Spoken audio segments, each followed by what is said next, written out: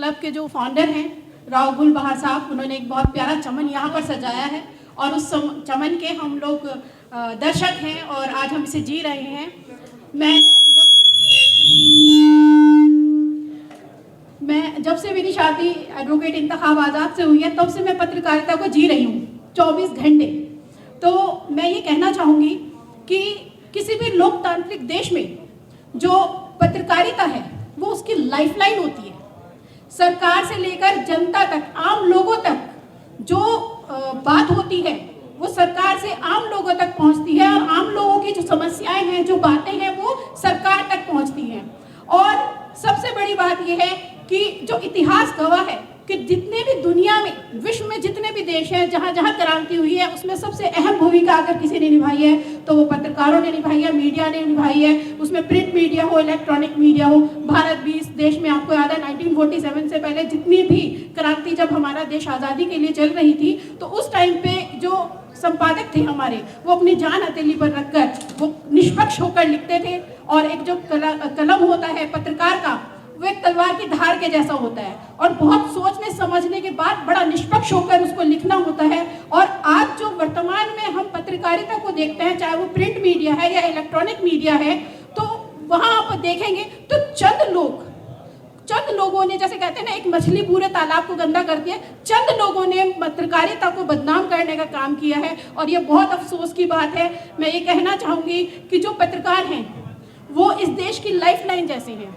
उन लोगों को बहुत वो सुविधाएं मिलनी चाहिए क्योंकि उनके ऊपर सबसे बड़ी जिम्मेदारी है, क्योंकि ये देश का चौथा स्तंभ है, सबसे बड़ा स्तंभ है। हमारे मंच पर सांसद जी हैं, विधायक जी हैं, हमारे मेयर साहब चले गए हैं, हमारे पूर्व मंत्री जी बैठे हैं। मैं एक बात कहना चाहती हूँ जो मुझे लग रही है बहुत टाइम से, लेकिन अभी तक किसी ने बोली नहीं। पीछे कुछ चर्चा हुई थी इस बात पर, लेकिन वो बात आगे बढ़ी नहीं। मैं ये कहना चाहूँगी कि पत्रकारों को, क्योंकि पत्रकार अपनी जान जोखिम में डालकर, चाहे सर्दी है, गर्मी है, बरसात है, आर्थिक आपदा है, सामाजिक आपदा है, प्राकृतिक आपदा है, अपनी जान जोखिम में डालकर वो पत्रकारिता करता है और जो सच होता है उसको लाकर सबके सामने रखता है। तो मैं ये कहना चाहूँगी उसके लिए इनको रोज़ सुबह से निकलते हैं, दिन रात, सुबह शाम, महीने, हफ्ता, ये लोग पूरे देश का भ्रमण करते हैं, अपने अपने क्षेत्र में भी जाते हैं। तो मैं ये कहना चाहूँगी कि जो हमारे देश की सरकार है वहाँ तक आप ये बात पहुँचाएं कि जितने भी पत्रकार हैं उनको टोल टैक्स फ्री कर दिया जाए।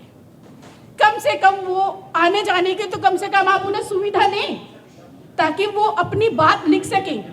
बहुत सारी चीज़ों के लिए इन्हें भ्रमण करना पड़ता है। रेलवे में भी इन लोगों को टिकट के आरक्षण के लिए सीट्स अवेलेबल है, लेकिन जब बाय रोड जाना होता है तो इन लोगों को क्या होता है, टोल टैक्स देना होता है। एक तो पहले, क्योंकि अगर वो बहुत संपन्न है, जो संपन्न है वो चुनिंदा लोग हैं पत्रकार, लेकिन जो मोस्टली पत्रकार हैं वो संपन्न नहीं है।